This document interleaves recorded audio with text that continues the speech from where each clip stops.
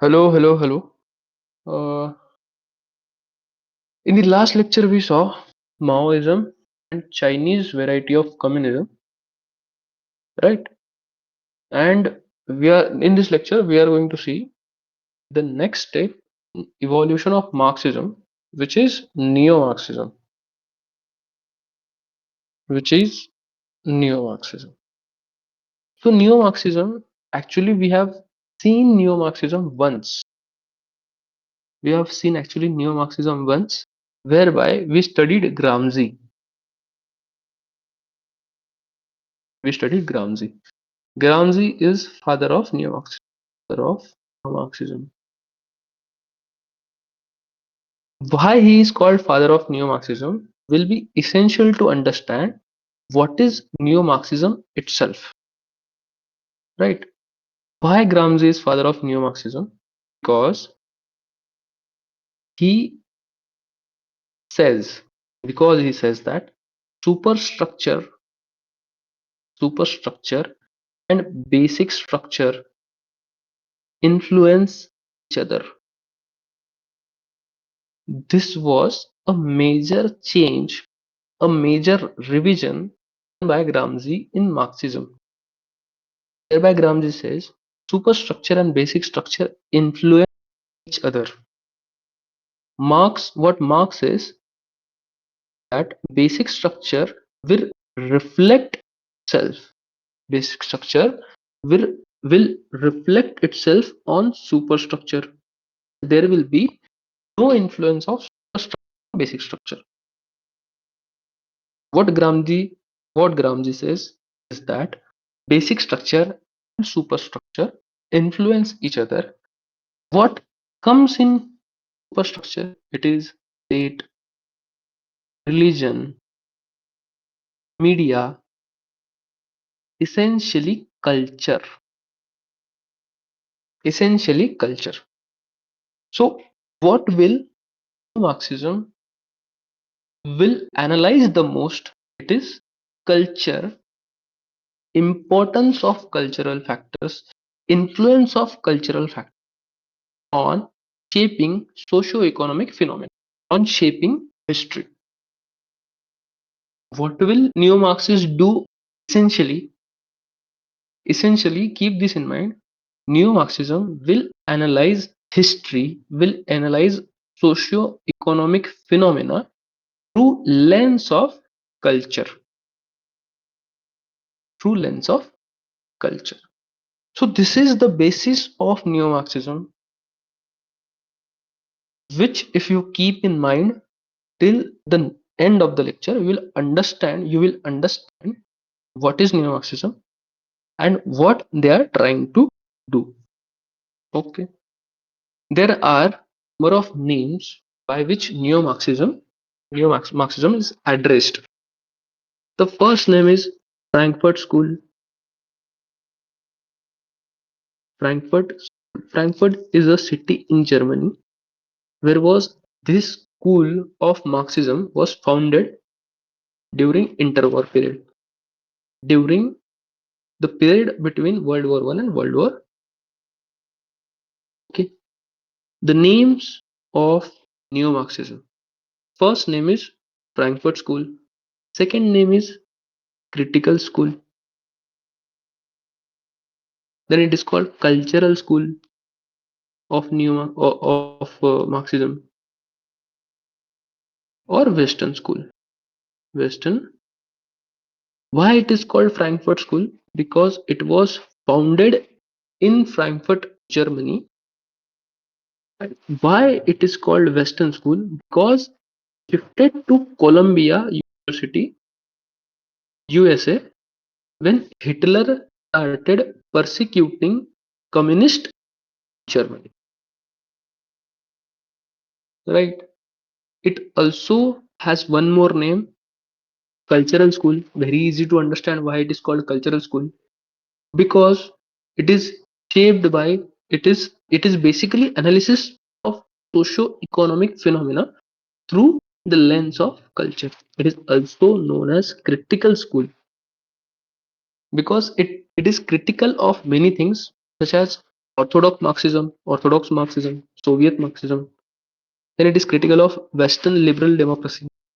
It is also critical of science and rationalism,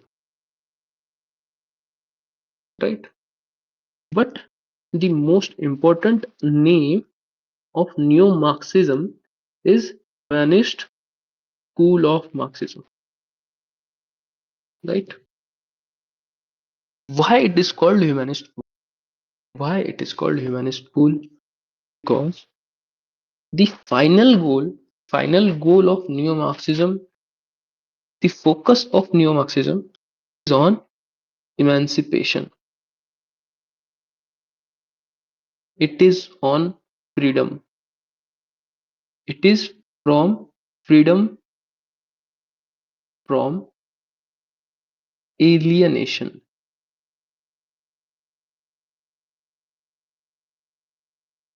right? It is called Frankfurt School because it was based out of Germany, Frankfurt. It shifted to it shifted to Columbia University. That is why it is called Western School. It keeps cultural analysis. It keeps cultural analysis at its core. That is why it is called cultural school. Then it is called critical school or critical theory because it criticizes a lot of things. And finally, it is called as humanist school because it keeps emancipation or freedom from alienation at its right. It is known as critical school as well. Why it is known as critical school as well? Because it is critical of Soviet or Russian Orthodox Marxism. Essentially, Leninism. It is critical of Leninism. It is critical of Soviet or Russian Orthodox Marxism. They call Soviet Marxism totalitarian. It is critical of Western liberal democracy.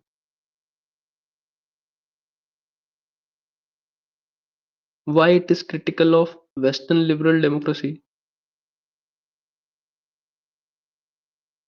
Because alienates man. It alienates man and it and it limits man to economic sphere. Economic sphere.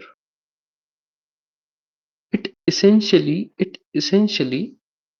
makes man alienated to makes man limited to economy. It makes man limited to reason, right? And it is critical of reason or science. Why it is critical of reason or science?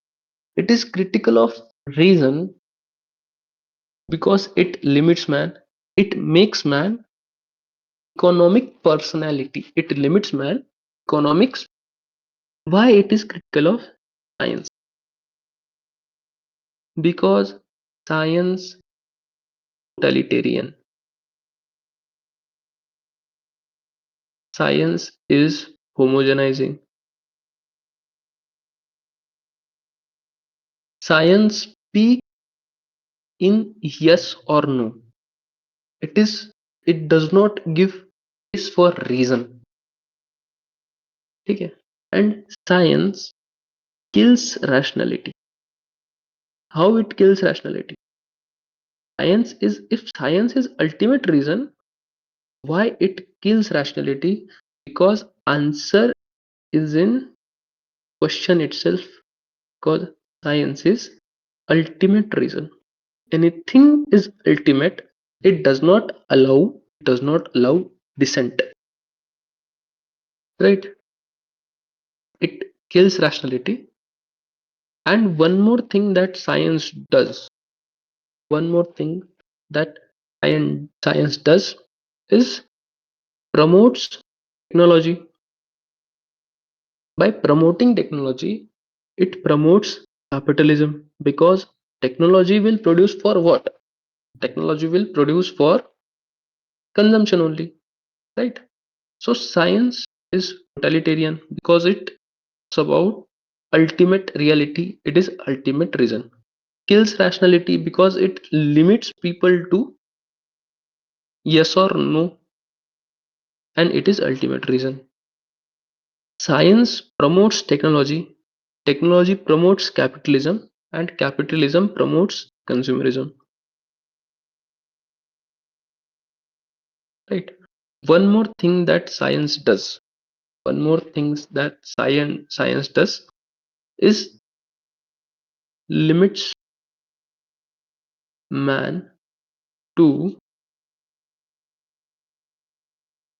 it limits man to reason or economy. It limits man to reason or economy. So man starts undermining values in life. If I am a person who is extremely greedy, and if I am a person who wants to consume the things even if I don't want them, even if I don't want them, then happens? What happens is I start, I start, I start keeping the values and morals aside because I want to acquire things endlessly. If I want to acquire things endlessly, there is no stopping to my greed, right? So why it is called critical theory? Because first it criticizes Soviet Marxism, which critical school scholar talk it as totalitarian. Criticizes Western liberal democracy because it alienates man. It limits man to economic sphere. It limits man to reason. It is critical of reason or science as well. Why it is critical of reason or science? Because they say science is totalitarian. Science is homogenizing.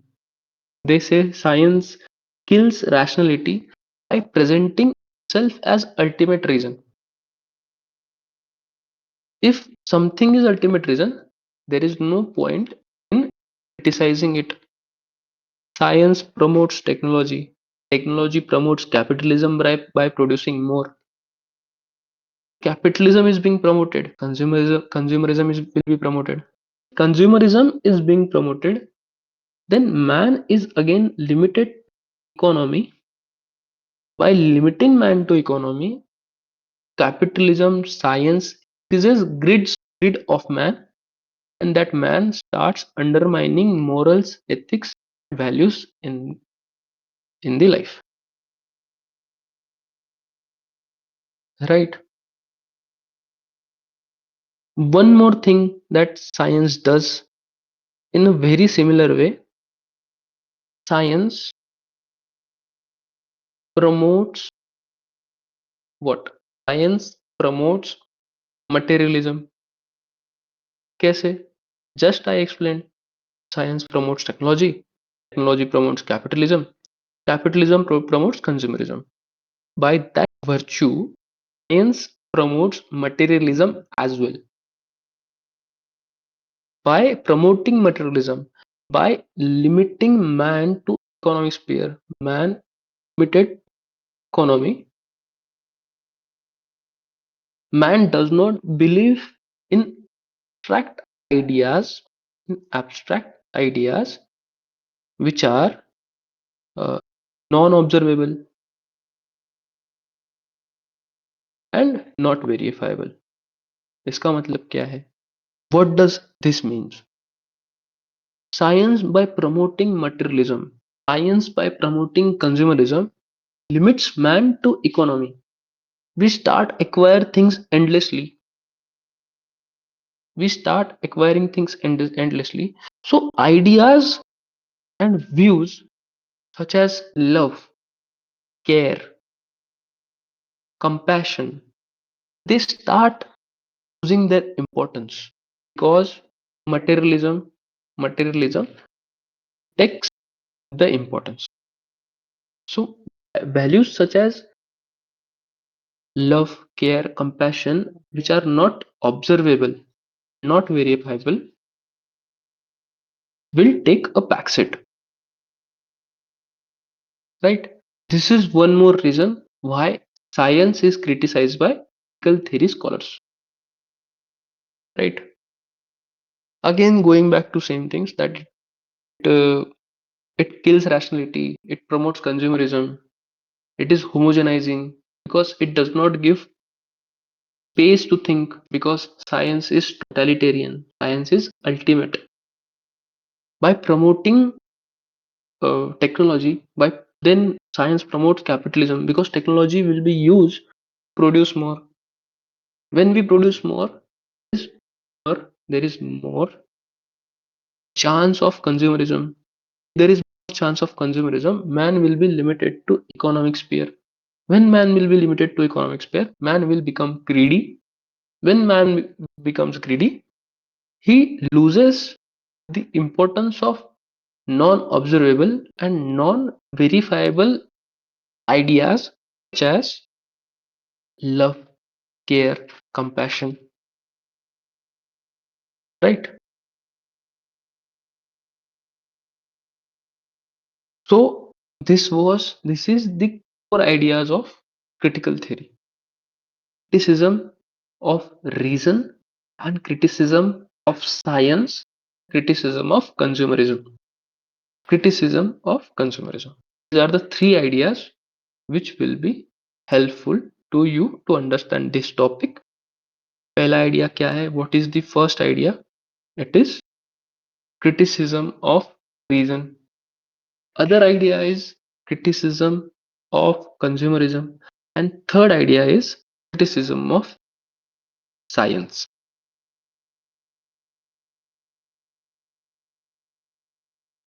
Okay. Criticism of science. Criticism of materialism as well. Okay. These scholars criticize science one more respect as well. Scientific theories, scientific theories explain what? What does scientific theories explain? They explain physics, chemistry, biology. What is physics, chemistry, and biology? These these are these belong to physical world. So scientific theories explains what and how of physical world, right? But critical theory scholars say that theory should be emancipatory, emancipatory, or theory should theory should help theory should help to change lives of people. Emancipatory का मतलब क्या है? That theory should help change lives of people to make quality of life, right? It is emancipatory. Critical theories are emancipatory. They want for people to get their lives better, and to get their lives better, what they try to do, they try to get people away from consumerism, from materialism, and from science, right? Okay. It wants to be emancipatory, but they are hopeless, and they are pessimistic about success of their theory. they don't think that the theory that they are giving is going to be any help for people to get their lives better. ठीक है? And situation becomes so bad that they even start giving solution in religion as well. They say religion is going to get people away from materialism, consumerism, uh, and they are not very hopeful. They are not very hopeful of success of their things, right? So before studying the main ideas of neo-Marxism, understand the people which which influenced neo-Marxism the most. First person is very easy to guess. It is father of neo-Marxism, Gramsci. Gramsci's which concept is useful here? It is concept of superstructure. That superstructure or culture, superstructure or culture influences economy as well. This is the first influence. Why I am saying this? Because the concept of these people are going to be used by the scholars which are coming, right? Then there is of course Marx, and specifically young Marx. Young Marx, young Marx' primary concern was alienation, right? Alienation was the central idea of young Marx. So these people also talk about alienation, the neo-Marxist. Then there is Weber, right? Weber Weber analyzed importance of Max Weber is a German scholar who analyzed role of culture in shaping history. Role of culture in shaping history. This is also a big influence, right? Then there is Sigmund Freud. Sigmund Freud, the psychologist, right? And he gave importance of subconscious mind, whereby he says that society influences our subconscious mind, society influences our subconscious mind, and helps which helps capitalism to grow. Society will lead us to buy, society will lead us to act. Importance of subconsciousness book, rise of capitalism. So these are the influences, right? Understanding these influences is very important because this terminology is going to come in understanding neo-Marxism. First, Gramsci's father of neo-Marxism's idea of structure and importance of culture. Then Marx's alienation. Then Weber's role of culture in shaping history, and Sigmund Freud's idea of subconscious, whereby he says that society influences mind to be more to be more consumerist. Society influences man to buy the things that he don't want, right? So let's just start with the idea basis of Frankfurt School, or the idea or basis of neo-Marxism. Let's just start with neo-Marxism. I will explain the basis or the basic things again so that your link will be there.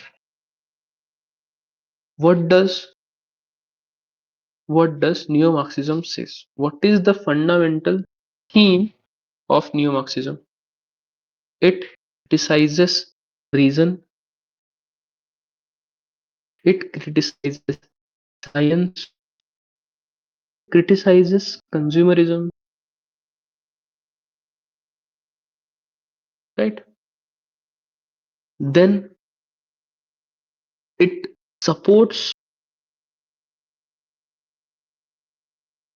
it support grassroots democracy, it supports social movement, right? It criticizes reason, science, consumerism, and it supports grassroots democracy and social movement. Interlinking this school, Neo Marxist Hannah Arendt will be of great help here, right? Hannah Arendt's conception of theory of action. What does Hannah Arendt says in her theory of action?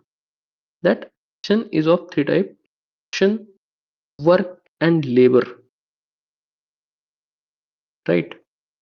And man in in capitalistic society, economic man, right? And she wants man to be a political man. Economic man is homo faber and political man is un politikon. This is the exact idea which Frankfurt School scholars give. Economic man will be of one of reason, he will be one of science, and he will try to consume as many things as possible. He will try to possess as many things as possible.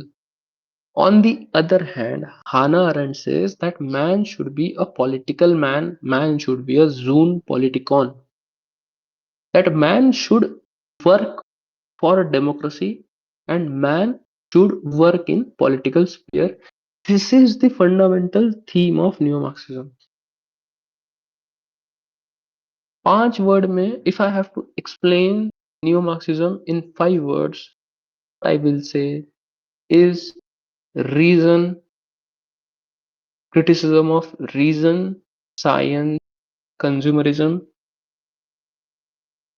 and it supports grassroots democracy and social movement.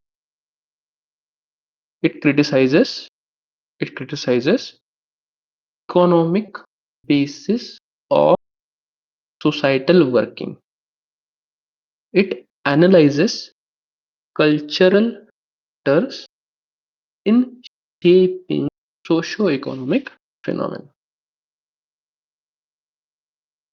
Right? So, what is the first thing they do? They say that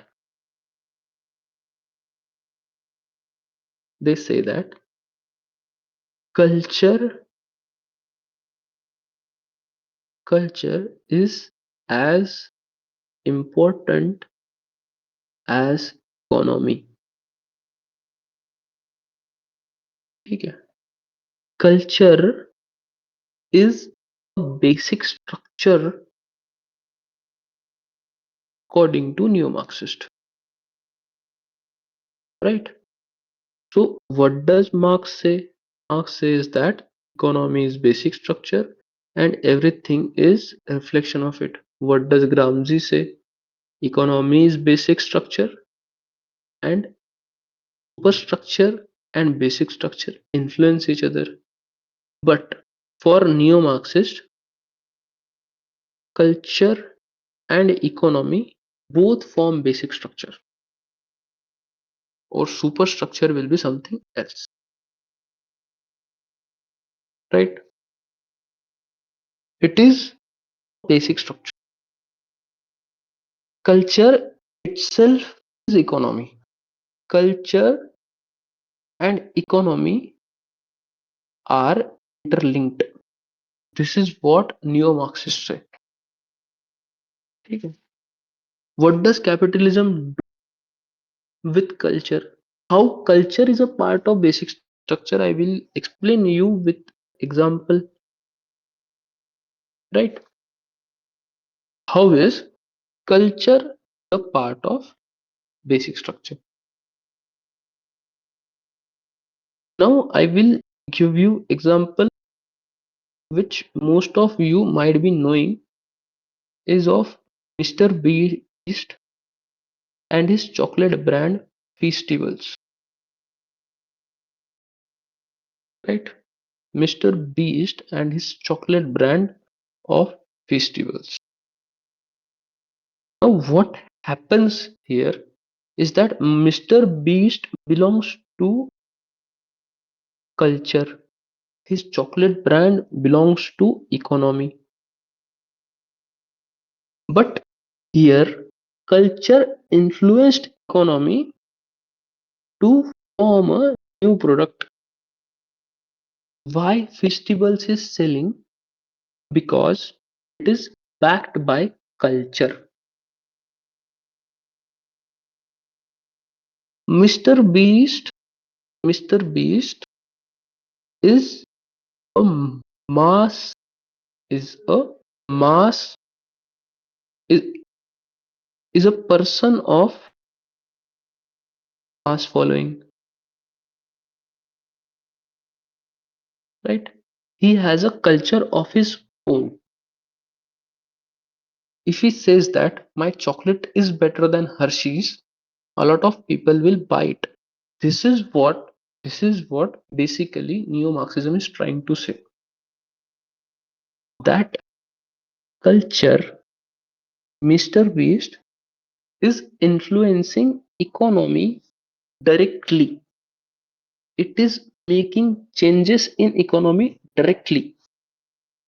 Mr. Beast is changing economy directly by making festivals, right? He has made festivals the culture of masses. It is an aspirational thing among the masses of America, right?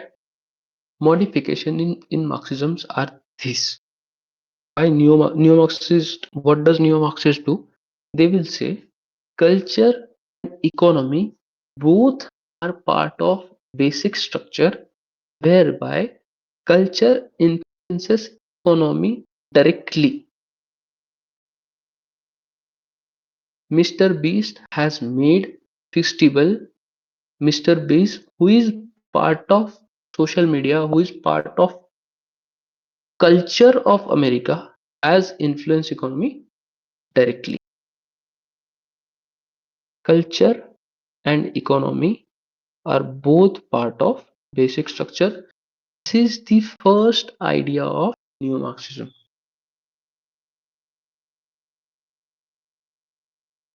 right? This is the first idea of neo-Marxism,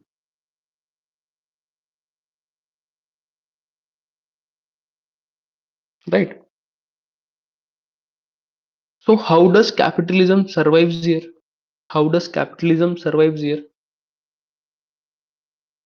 Because it has co-opted culture of the subaltern. It has co-opted culture of masses. It has evolved or it is evolving by using culture of masses, by influencing people using their own terminology,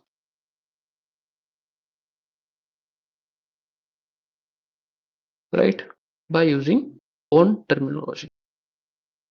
Capitalism survives this way.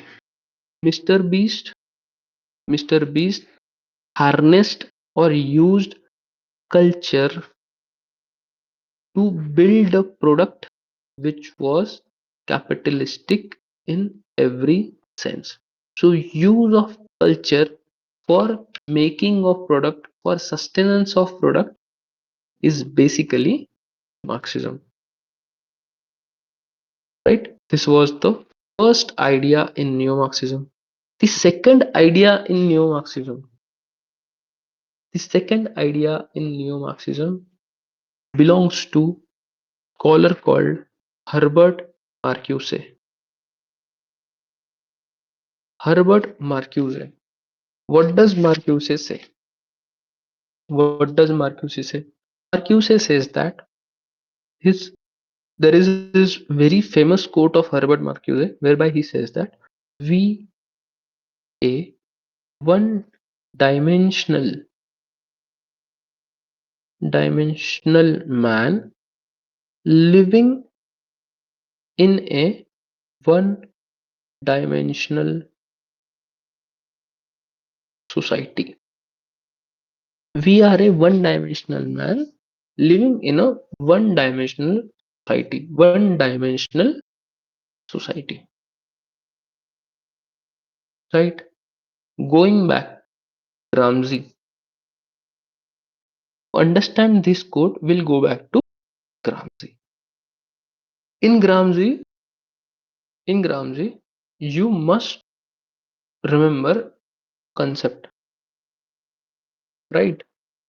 Why does revolution does not happen?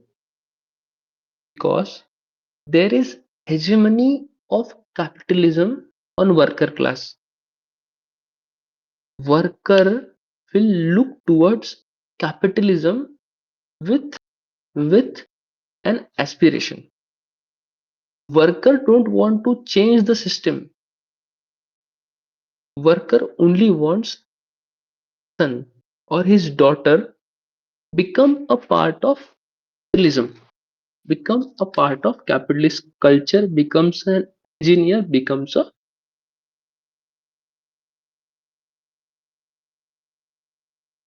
right. This is what Herbert Marcuse explained in little more detail.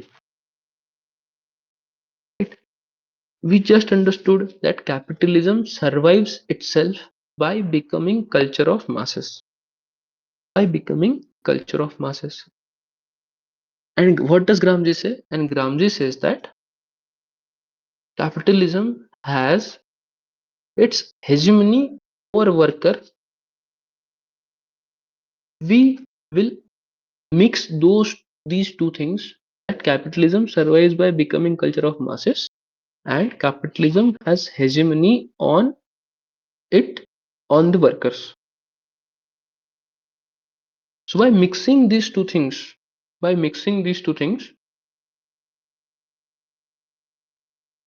happens here? By mixing these two things, what happens here? That worker will look for things to consume than revolution. By one dimensional man, Marcuse says that worker is becoming consumerist and he finds satisfaction in acquiring products, right? In acquiring. One dimensional man का मतलब यही है. It means only one thing, that worker is becoming consumerist. Worker don't want to revolution. Workers aspiration is only one thing, which is acquiring more. I will give you an example of black community in US. Black community in US is most oppressed community there. Per capita income among the lowest in the US, crime rate among the highest in US, and the overall socio-economic development, overall human development of black community is way behind all the communities in US. Black community is limited to one dimension because their society is living one dimensional black community. How? Black community aspires to be rappers. They don't aspire to be engineers or doctors. By aspiring to be rappers, what they try to do, they try to acquire things which rappers have themselves. So Kanye wears a shoe. A 17-year black kid will want to wear that shoe as well. Kanye wears or Travis Scott wears a chain. The 18-year old black kid would want to wear that chain or wear the gold ring or wear the whatever. Right? So the black kid is limited to that consumer ideology, that consumer thing, and their aspiration is to become the rapper. Don't want to change the environment around him, don't want to change the community education, don't want to change the community standards of living. He wants to become the rapper. So revolution is looked down upon, and consumerism is is aspirational, is looked forward to. Right? So this is the idea of one dimensional, that worker has lost lost will to revolution. Worker has lost fervor to revolution because capitalist culture has consumed that fervor. Capitalist culture has limited worker to economy, and that worker is becoming consumerist. That worker finds happiness in acquiring products, finds satisfaction acquiring products. Now if that worker, black kid, is satisfied in acquiring things, how do you bring revolution? Right? If worker is limited to acquiring things, then how do you bring revolution?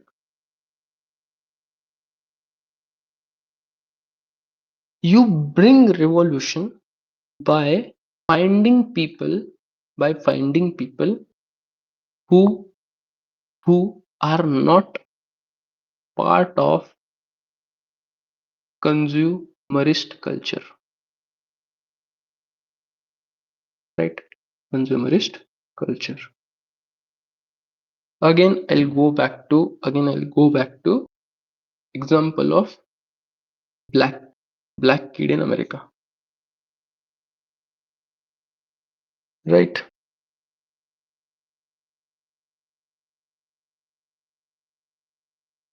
People who are not part of consumer culture, they will bring revolution. In America, what happens, if I look for a black kid, he will be very much engrossed, will be very much be aspiring to become a rapper. In the same America, right? If I find a class of person who are not who are not part of the rapping culture, who are not aspiring to be rappers, they don't have any affinity towards rappers, they don't aspire to be rappers.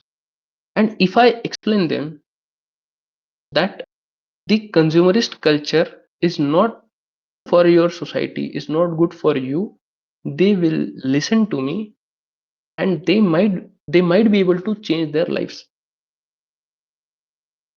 Right? So you bring revolution to the people who have not been part of consumerist culture. Right? Shifting to India, shifting to India, these people will be tribals. These people will be tribals. And example of tribals who brought revolution even as they were not part of consumerist culture, Naxalism. The tribals of Dandakaranya area, the tribals who brought Naxalism, who revolted against Indian state, did not have much needs. They were not part of consumerist culture. They were taken, they were deprived of the very basic necessities of life. Right? The motto of Naxal movement was Jal Jangal Jameen. Jal Jangal Jameen. They were deprived of their basic necessities.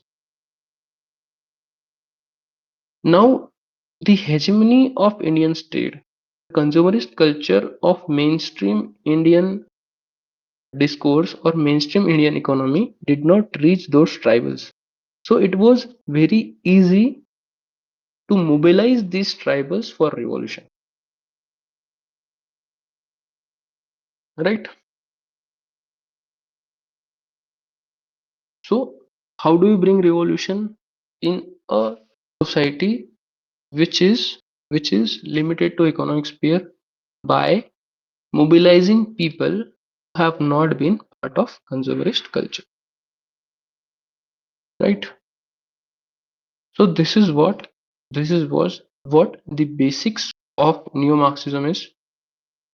This is what neo Marxism trying to convey, that that by becoming a part of mass culture, by becoming part of consumerist culture, capitalism limits man, economic sphere limits man, consumerist lifestyle.